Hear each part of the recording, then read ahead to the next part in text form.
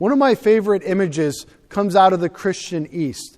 So if you're familiar with the history of Christianity, when the apostles spread, they established apostolic churches in places India, modern-day Turkey, Palestine. So much of the Middle East, and then extending through Babylon into India, had become Christian. And then afterwards, there was an eventual conquest by the Islam of that region. So one particular saint that I love is from modern-day Turkey, John Climacus. He was an early Christian writer, and he had a famous work called The Ladder of Divine Ascent.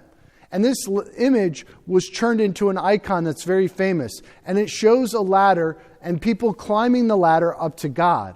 But then on each rung of the ladder, you see some people that are falling off. And so there's this idea that our relationship with the Lord grows in stages and degrees, that we're purified of our attachments to sin, and we grow little by little. But here's the interesting thing. Here's the radical idea that is very difficult to grasp. The saints would say, the early Christians would say, our goal is not simply to be good people, or to be nice, or to be successful. Our goal is to be like Christ. They would say, God became man so that man might become God, so that we can participate in His life. And you might say, that's impossible, right? Because I'm perfect, I'm limited, I'm imperfect, I'm limited. Precisely the point. We can't attain to our goal without God. So what is the sin of Adam?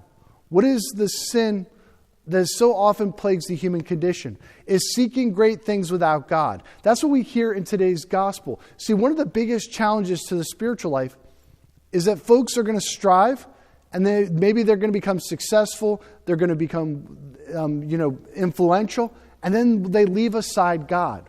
So that's one of my biggest concerns. We're preparing you guys to have great careers, to go off to colleges, but the reality is you can lose your soul in the midst of that. There are plenty of people who are successful in the eyes of the world, and they're on a fast track to hell because they don't have a relationship with the Lord, because they don't recognize that they need the Lord every minute of every day. Now, of course, there is some nuance. We don't want to judge people, but the reality is that we need God.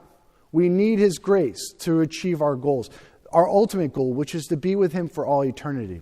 So we see in today's gospel, Lazarus, oftentimes the poor man is recognized as the one who recognizes that they need God, while the rich and the successful often turn in on themselves. Let us hope that even if we're successful in the eyes of the world, that we'll be more like Lazarus, that we'll recognize that we are poor sinners in need of forgiveness, in need of God's mercy. And the greatest tragedy is if we won't learn that we need God every minute of every day. Amen?